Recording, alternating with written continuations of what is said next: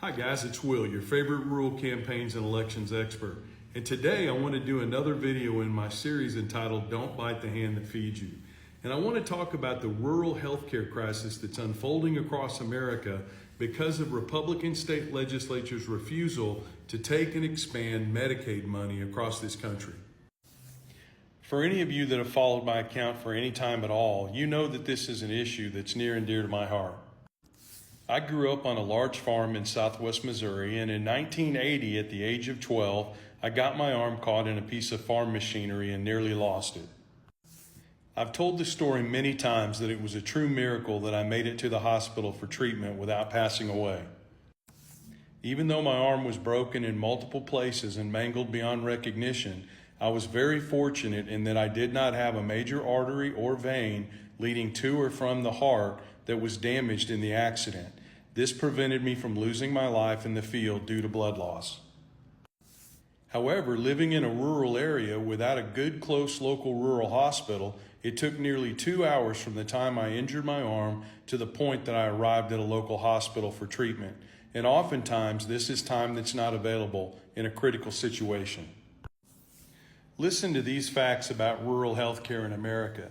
The Centers for Disease Control released a study just this year where researchers looked at the number of potentially preventable deaths from 2010 through 2022. And the study found, quote, rural Americans were more likely to die from heart disease, cancer, unintentional injuries, stroke, and chronic lower respiratory disease before age 80 compared to urbanites.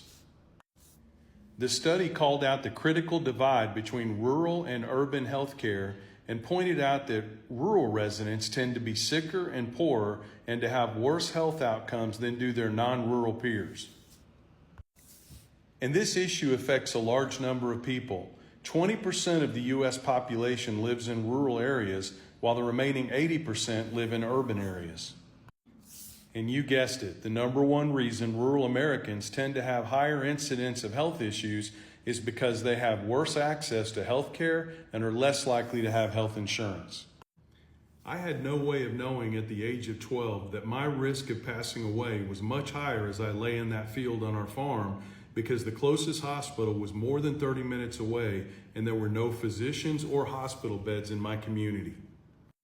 And while I'm a patriotic American and I believe that we live in the greatest country on earth, I'm sad to say that this problem is even worse than it was 40 years ago when this incident happened to me. These numbers are truly frightening for those of us that live in rural areas. Over 100 rural hospitals have closed in the last 10 years, and over 700 rural hospitals, that's 30% of the total number of hospitals in rural areas, are in danger of being closed due to lack of funding. And the crazy thing is, given the choice between taking the money that's available from the federal government for Medicaid expansion or having sicker rural residents, Republicans are choosing the latter, choosing to put their own rural populations at risk to make a political statement. This issue reared its ugly head when President Barack Obama expanded healthcare rights in this country and launched healthcare.gov. Republicans were furious that their big donors in the healthcare industry were forced to pay out, even in case of pre-existing conditions. And to get back at President Barack Obama, they refused to take Medicaid expansion money as a result. And while they use this as an opportunity to poke Democratic presidents in the eye, the results for rural America have been devastating. 74% of rural hospital closures between 2010 and 2021 occurred in states where Medicaid expansion had either not occurred or had been delayed because of Republican foot dragging. And nearly all rural healthcare professionals and healthcare associations have made the point that the different states' refusal to expand Medicaid to more working people has contributed significantly to hospital closures. One perfect example of this is the difference between Kentucky and Tennessee. In Kentucky, where a Democratic governor pushed through the acceptance of Medicaid expansion, uninsured rates dropped significantly after the incorporation of the Health Care Act. However, in Tennessee, where Republican politicians refused to expand Medicaid in order to poke Democratic presidents in the eye, the number of uninsured voters and residents in that state stayed at a high level.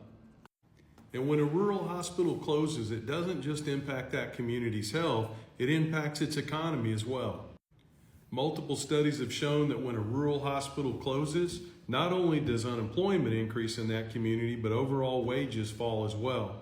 And interestingly, other studies have shown that whole communities lose their sense of community, and that leads to other problems in the long run. And the most disconcerting part of all of this is that the communities that are most affected by this Republican refusal to take expanded Medicaid dollars are the Republican rural communities themselves. These rural hospitals go out of business, patients go untreated, small businesses in these communities collapse, and the worst part is, these all happen in our rural Republican communities. And don't buy the Republican talking point that Medicaid expansion doesn't work. That's simply not the truth, and we have the receipts to prove it. One recent study found that median rates of uncompensated care were only 2.88% in states that had taken advantage of Medicaid expansion, and were over 6% in states that hadn't. Research also shows that groups without access to affordable health care in rural areas have higher infant mortality rates, more chronic illness, and greater risk of dying from illnesses such as heart disease and stroke, compared with people who can access affordable health care. And where do those people who can access affordable health care live? You guessed it, in the states that have expanded Medicaid. So in this series, we've talked about multiple different issues. We've talked about the fact that we farmers like to give Trump credit for his first year and a half in office as it relates to the economy, but we've completely ignored the last 2.5 years where his economy became one of the worst in American history. We've talked about the fact and proven with data that Trump's policies toward China, the tariffs, and his agricultural policies led to a flatlining in net farm income and led to a huge increase in the number of bailouts for farms. And we've shown with data that the Biden years have been much better for the agricultural industry than the Trump years were. And now finally with this video, it really hits home. All of us are going to need healthcare in rural areas at some given time or another. I've personally experienced it myself with the story I told you earlier. And in these instances, we're going to be glad that we live in states where Medicaid has been expanded, and we're going to suffer greatly in states where Republicans have refused to expand Medicaid. So farmers and ranchers, or heck, anybody that lives in a rural area, all I'm asking you to do is to do the same thing I did. Take a look at the data, and if you do that, you're going to see that the Democratic Party has been much better for rural America, for farmers and ranchers, than the Republican Party. As always, guys, I want to thank you for taking the time to listen to me. Please follow me. The more you follow and the more you share and the more you go back and watch my older videos, the more likely it is that my stuff will show up on For You pages across TikTok. We've got a goal right now, and it's a big goal, to try to reach 100,000 followers. And at that level, there's some really cool things that we can do. Most importantly though, guys, have a great day.